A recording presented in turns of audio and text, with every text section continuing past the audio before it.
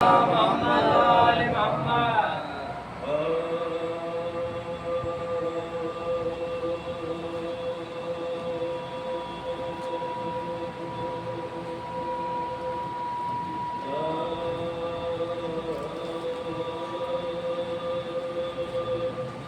جو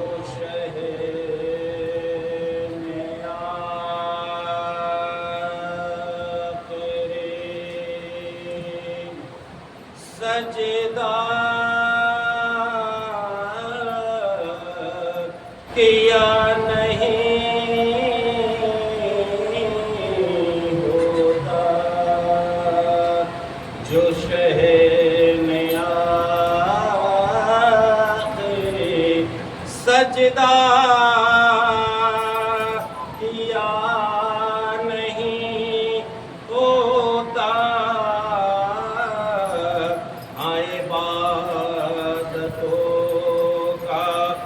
کوئی سلسلہ نہیں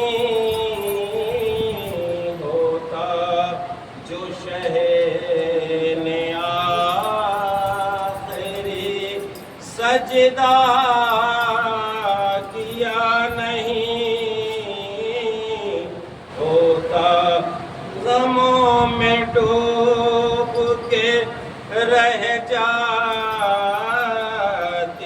زندگی سب کی، اگر حسین کا فرش عزا نہیں ہوتا،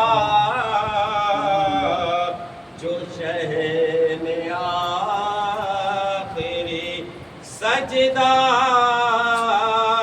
کیا نہیں ہوتا،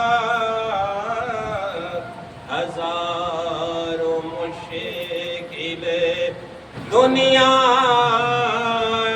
کی گھیر لیتی ہمیں، علی ہمارا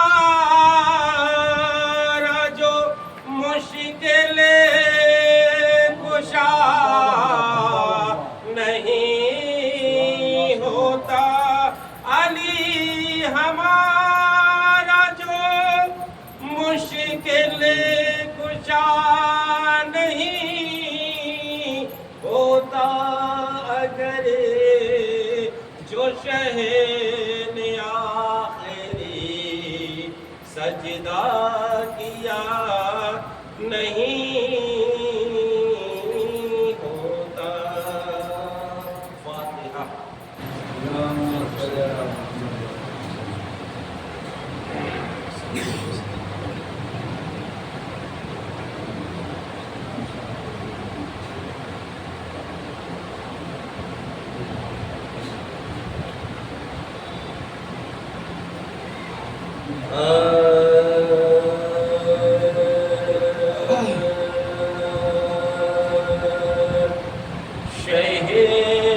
شہید کربلا بابا غریب البے وطن بابا، شہید کربلا بابا، بیان کرتی تھی کبریٰ میرے بے کفن بابا، حسن کو زہر پلوایا، تمہیں تیغوں سے کٹوایا،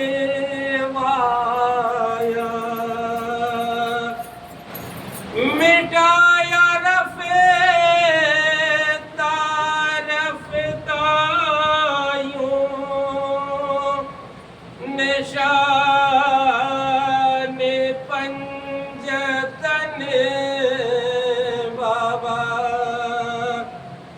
شہید کرے بلا بابا اگر ہمراہ میں ہوتی تمہاری لاش پہ روتے گدائے کر کے پہناتے تمہیں 2 گز کفن بابا شہید کربلا بابا غریب البے وطن بابا بیاں کرتی تھی یہ کبرا میرے بے کفن بابا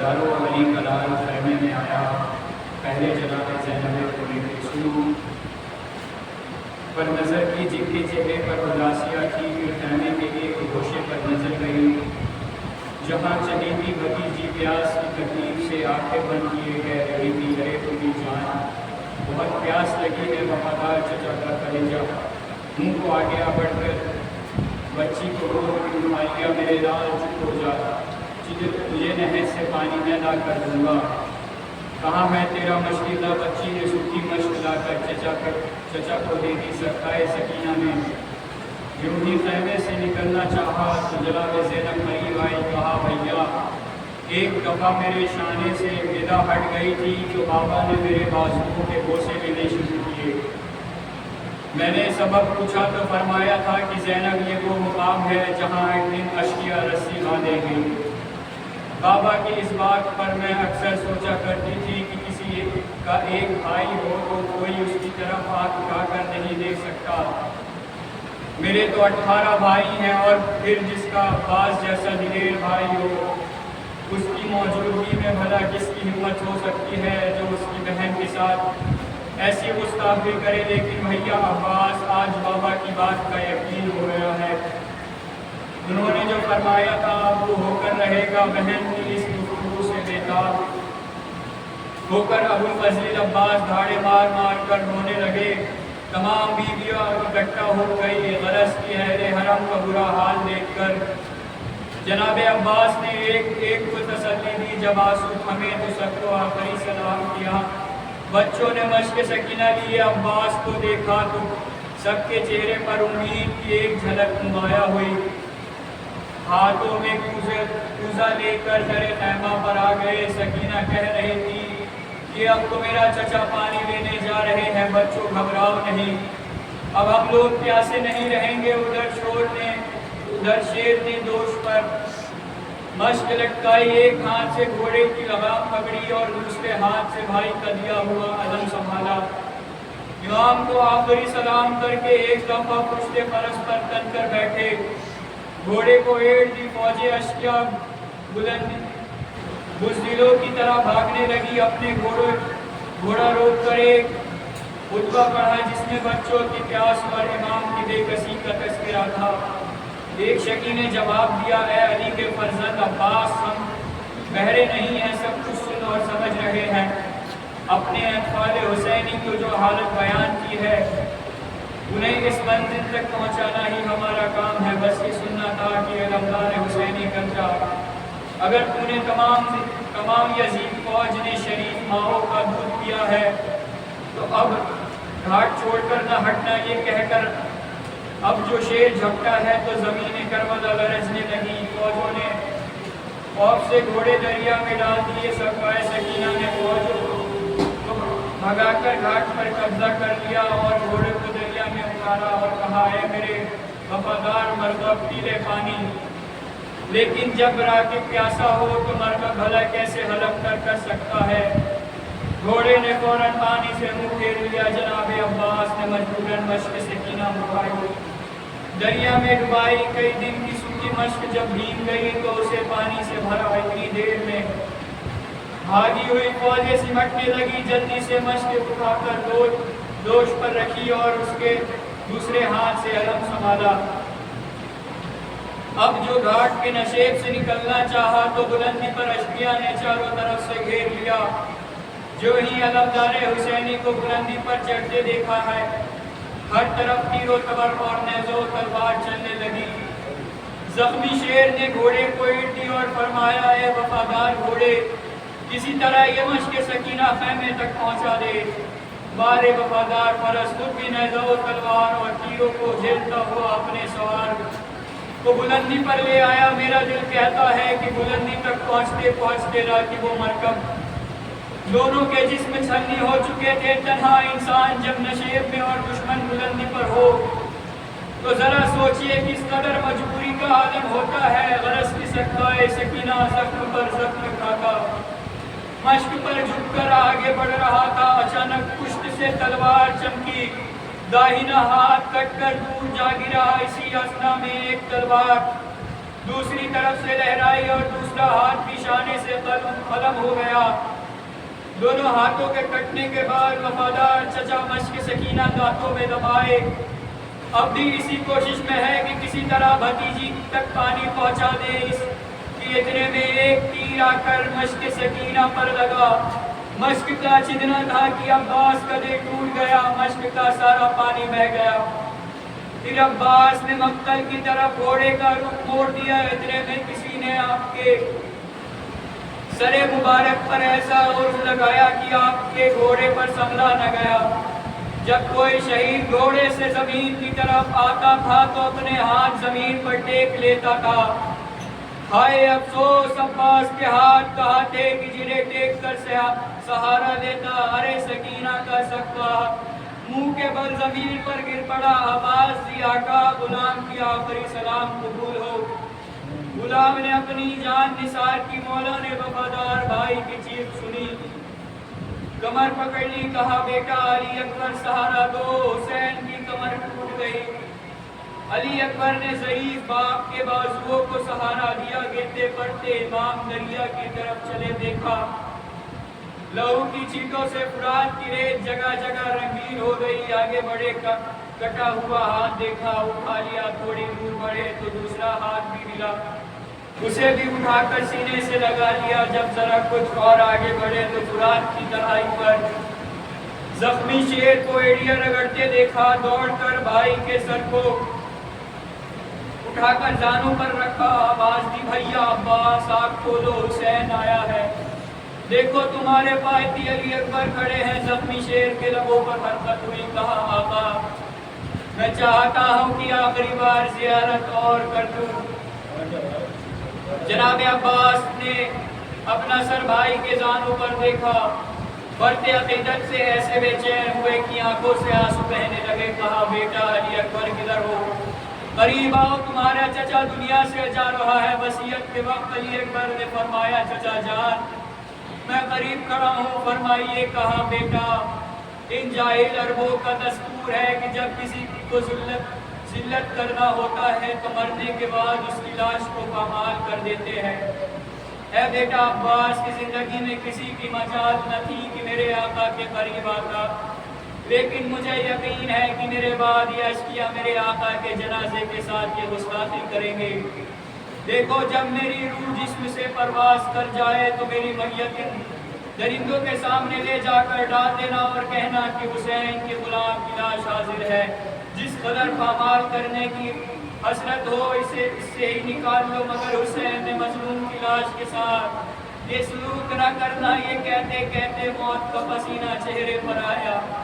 ایک دفعہ ہائے سکینہ کہا، جسم سے روح گلشن جنت کو پرواز کر گئی۔ امام مظلوم وفادار بھائی سے لپٹ گئے، ارے میرا وفادار بھائی، ہائے تجھے اجل کھا گئی اور میں کو کرے کھانے کو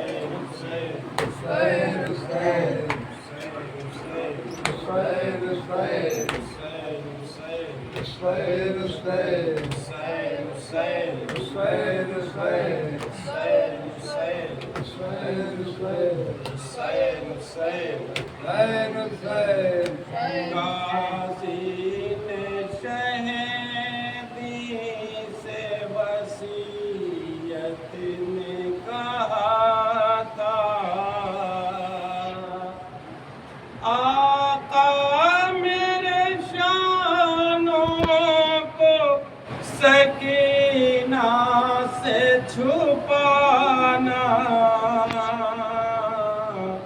اس نے تو انہی ہاتھوں میں مشق دیا تھا۔ آقا میرے شانوں کو سکینہ سے چھپانا، غازی نے شہیدی سے وصیت میں کہا تھا۔ آقا میرے شانوں کو سکینہ سے چھپانا، غازی نے شہیدی سے وصیت میں کہا تھا۔ آقا میرے بازوں کو سکینہ سے چھپانا، غازی نے شہیدی سے وصیت میں کہا تھا۔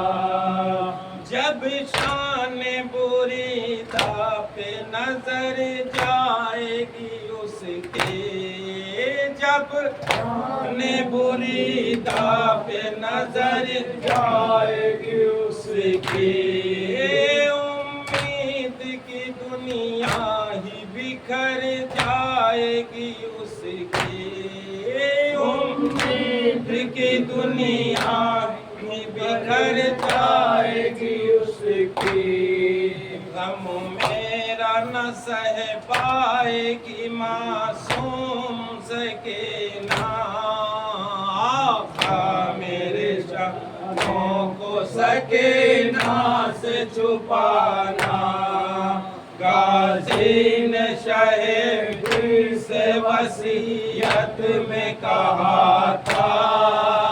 آقا میرے شانوں کو سکینہ سے چھپانا، بھیجا تھا مجھے اس نے بڑی آس لگا کر، بھیجا تھا مجھے اس نے بڑی آس لگا کر، لائیں گے چچا پانی میرے نہر سے جا کر، لائیں گے چچا پانی میرے نہر سے جا کر، اب دیکھ رہی ہوگی میری راہ وہ دکھیا، آقا میرے منوں کو سکینہ سے چھپانا، غازی نے شہیدی سے وصیت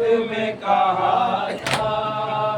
آقا میرے شانوں کو سکینہ سے چھپانا، دیکھے کہ علم خون میں ڈوبا ہوا جس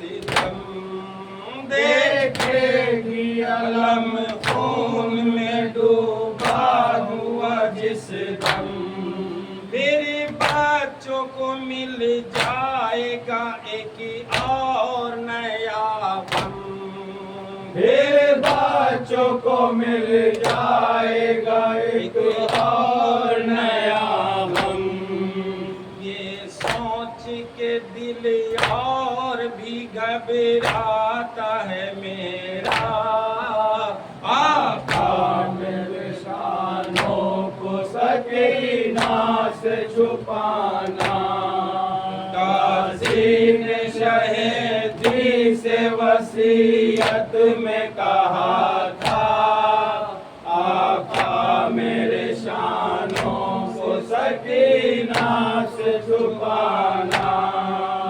ये दाग सकीना न उठा पाएगी भैया, ये दाग सकीना न उठा पाएगी भैया, देखेगी मेरी लाश तो मर जाएगी भैया, देखेगी मेरी लाश तो मर जाएगी भैया, इस तरह उठाएगी सकीना मेरा सदमा, आका मेरे शानों को सकीना से छुपाना, गाजी ने शहीदी से वसीयत में कहा था, आका मेरे शानों को सकीना से छुपाना। लगता है कुछ लम्हों का मेहमान हूँ अब तो, लगता है कुछ लम्हों का मेहमान हूँ अब तो, कह देना सलाम आखिरिया का मेरा सबको, कह देना सलाम आखिरिया का मेरा सबको, भैया कभी साहिल पे सकीना को न लाना, आका मेरे शानों को सकीना से छुपाना, गाजी ने शहीदी से वसीयत में कहा था, आका मेरे शानों को सकीना से छुपाना। जाओ से जाओ से जाओ से जाओ से जाओ से जाओ से जाओ से जाओ से जाओ से जाओ से जाओ से